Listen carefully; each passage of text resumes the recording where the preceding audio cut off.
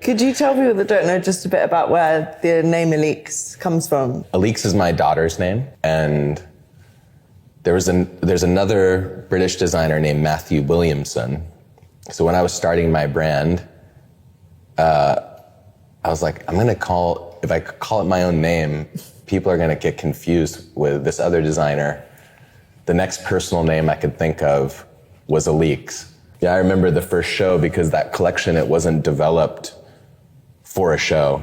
Like there's a different development process when I'm repeating looks or concepts or silhouettes. There's like a process to creating a collection for show and continuity of color and fabrics. But that first Elix show, I didn't know I was gonna show. And I had a friend named Alban that still works with us that he's French and from Paris. And he was like, I think we can gather a good crew and some friends of mine that are fashion production, and find a space and get everybody to band together to do this show. And it was really something that my group of friends all rallied together and helped create for me, which I'm super grateful for. And everyone showed up, which was great. So, and then after you've done it, then the whole company and the whole team believes, oh, we can do it, And then it became something that we had that momentum to keep showing. I look back fondly at those beginning years where everyone was contributing to Elix to just create for the sake of creation, and all the people that did work for the brand and created projects with me because they believed in the project and they were paid in the fulfillment of the creativity they were producing. I'm eternally grateful to all of you. It feels good to be actually back at that place today, with the investment in Elix and moving the brand from Milan to Paris.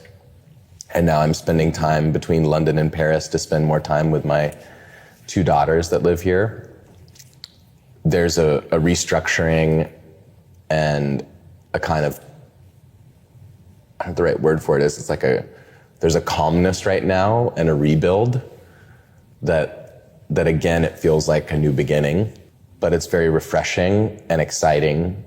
And it reminds me of that beginning time where I'm looking around and seeing like, who's with me? Who's ready to go?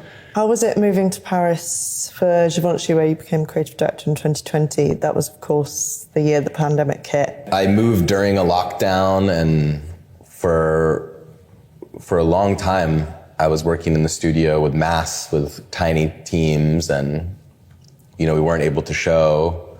It was a really surreal experience. I had such a great experience at Givenchy, and the teams and the group are incredible. And I only have positive things to say about everyone there. Also just discovering and learning about a brand as historic as Givenchy from the inside out, Spending time with Hubert's family. They told me so many amazing things. Time with the archive, the resources that are available to one at a house to create beautiful clothing, the teams that are so talented that help realize those ideas. How are you approaching innovation in that context? The TK 360 shoe. Oh yeah, that was a patented shoe development that we did where we created a mold that would emboss the sole to a 360 knit upper. So you have the knit shoe with a PU yarn that when you emboss the bottom, it melts the yarn and creates a PU sole. I always start with material first. It's always like lots of fabric swatches for whatever I'm working on. And then, those get applied to drapes or vintage pieces or Photoshops or toiles, and just having all those materials on the floor, it's really inspiring. So there was this little piece of material that was for a football boot, and it was for, like control for a soccer cleat, that it had these like melted bumps on the upper. and they were really raised. And I was like, oh, what if this was just the soul? Why couldn't we just melt it the other direction and it would be all one material?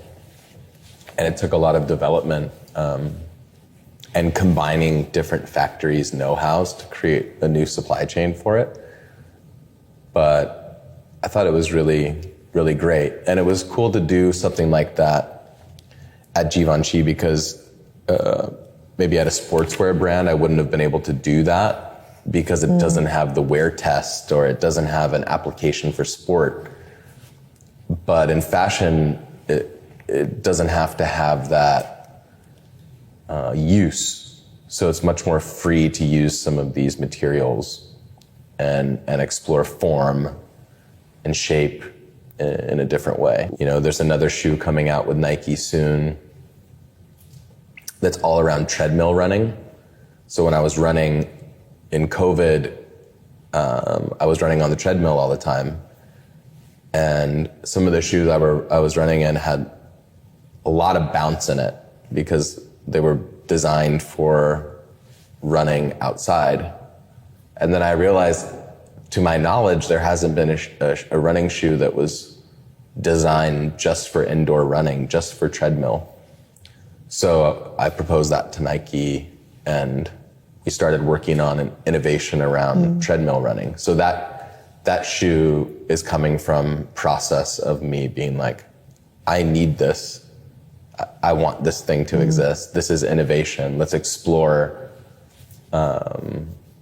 this form-following function. How do you balance kind of something being both a creative project and a personal outlet with being a business? There's definitely been years that have been really difficult for me to find that pure creative outlet that I felt like I once had through fashion. One thing I did was I started just working in other creative mediums. Like I started making music with my friends, photography, also stuff that I didn't really need to collaborate with other people.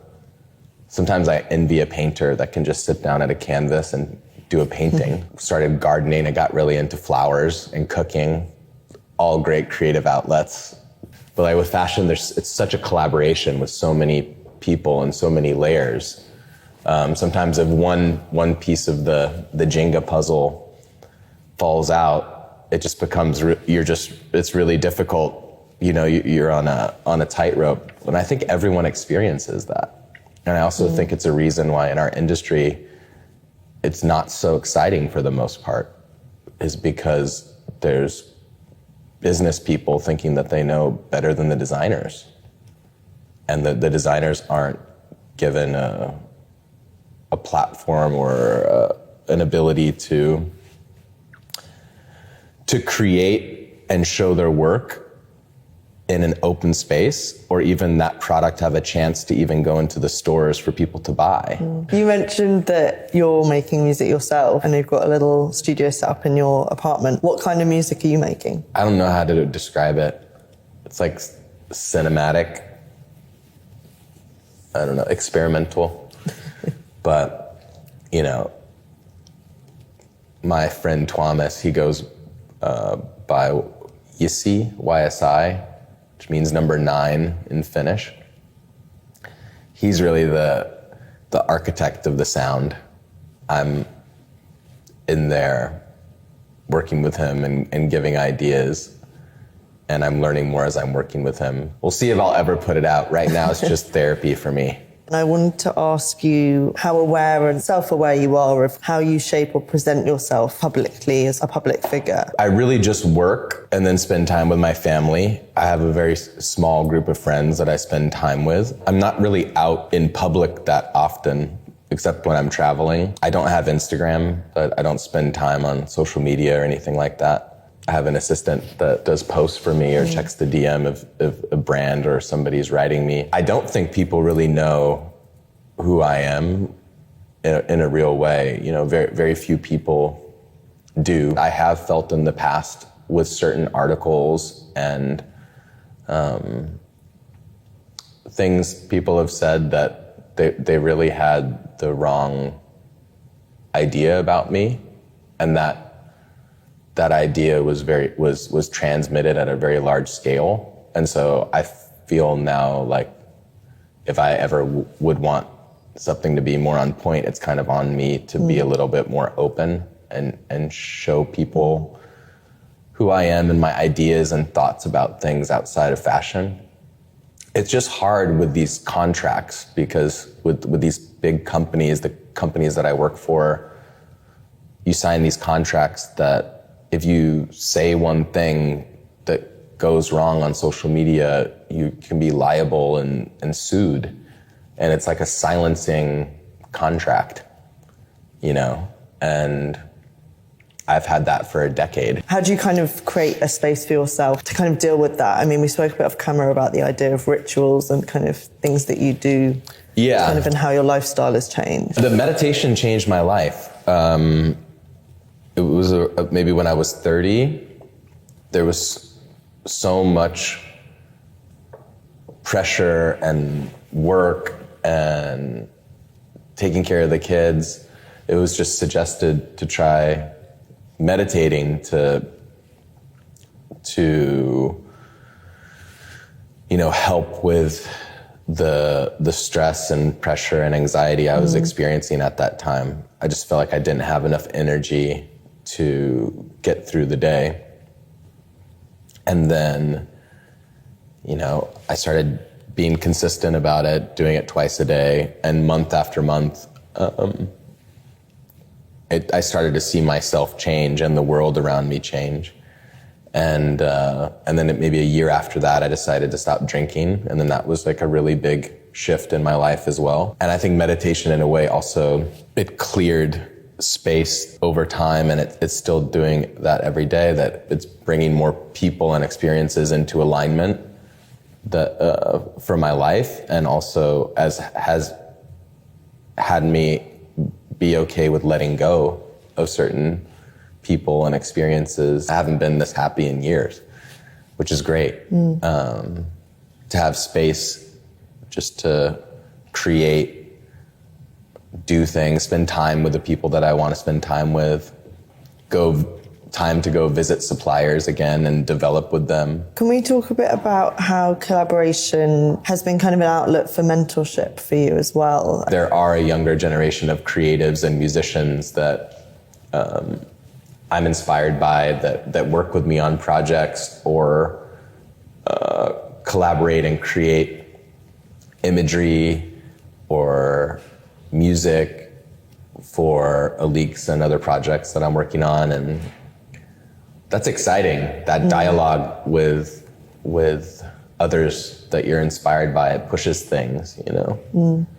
And I love that Elix can be that. It can be an outlet and a support to create work for other people too. Collaborations are incredible to enter into your process in new ways. One gets in a loop sometimes of creating in a system, and it's nice to try to break that loop and enter into the creative process in a different way to yield another result. I think most people now would describe you as a fashion designer, but how do you feel about that label? The work that I produce is through the lens of fashion, but what's so beautiful about fashion is that it's an all-encompassing medium, right? So you have music for the shows, architecture, if you're doing stores or pop-ups, there's collaborations with artists, so many different elements. It's really a total sensory work. When I started discovering fashion, it was also through going out.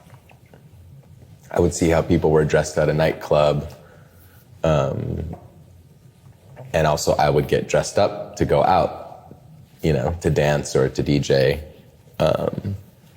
And then when I first started going to shows and they weren't live streamed or put on the internet, I would hear music that I had never heard before. And even, you know, so many people I respected, I would love the soundtracks of those shows. Like I loved all the Hedy Slimane soundtracks, and different friends in New York that would do unique music for the shows. I remember when we sent Bad Romance to McQueen for Plato's Atlantis. That was a huge moment. And the songs also changed the feeling of the show so much. And I loved fashion's connection to music in that way. So when I started showing, it became really important to curate and sometimes commission or co-create the soundtracks. It puts this electric feeling in the air. Creativity is tapping into the same source, in my opinion, whether you're making a song or creating a painting or having an idea for a dress or a jacket or shoes, whatever it is, creativity is being in this state where you're connecting to like a source energy. I don't know how to describe it any other way. So you can label me as a fashion designer, but I can apply that creativity to whatever I'm working on. I want to ask you why you decided to start a fashion brand. I wanted to be known for the ideas that were mine rather than the ideas that I was creating for other people, that had a lot of visibility. So it felt important to do work that was really authentic to me, that had my own voice. And so I wanted to start a project that was very personal and allowed space for me to include all of the interests in my life. Before I had the money to start my own brand, I would do product development and production for other brands. So when I was living in New York, I would do freelance for women's wear brands, like running the designs of the designer with a sample room or factory. So I got to learn about women's wear through creating others' designs. And then I was always excited about women's wear, whether that was fashion photography or looking at shows, going into stores and looking at women's clothes. And the women around me too. I've always been really inspiring friends and family, how they dress, what they're interested in, and just that dialogue. And I always wanted to do both.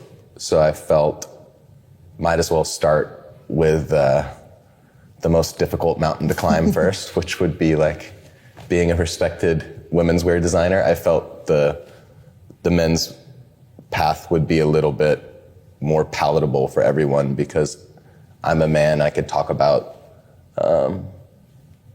the clothes being authentic to how I want to dress and what I want to wear. Whereas with the women's wear, it was much more about, dialogue with the women around me and what they're interested in and a reaction to women I'm inspired by. What was the intention behind that first kind of women's wear Elix collection? I didn't have any intention. The fashion's just been something that I felt like I had to do to be happy since I was a teenager. It's the only job I've ever had, was making clothes in various forms. So even today, if you ask me what the goal is for Elix, there's no goal. It's just to continue creating and creation through the lens of a project that's very personal to me.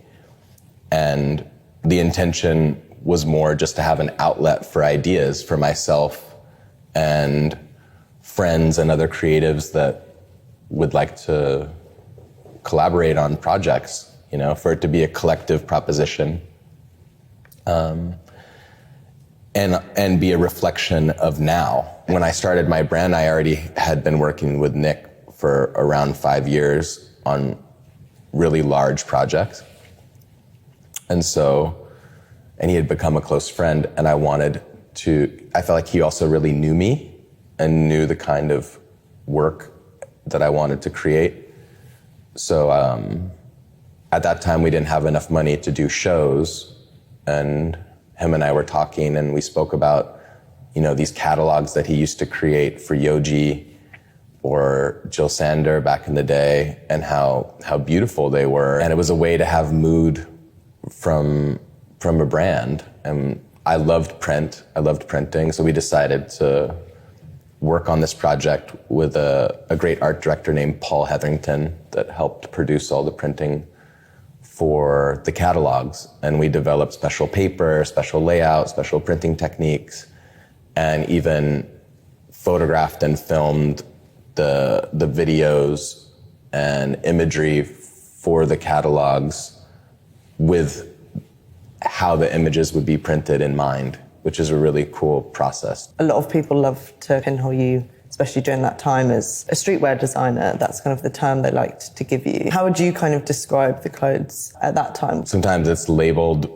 when one has a connection to street culture or rap music. And before I started Elix, I was also doing a lot of work for Stussy, and I had done work with Supreme with the Gaga shoot. So there was connections to streetwear, and also I love rap music and did a lot of work with rappers and different artists. So it was maybe easy to categorize my work in that way, but it's also something I'm really proud of. I'm proud of streetwear.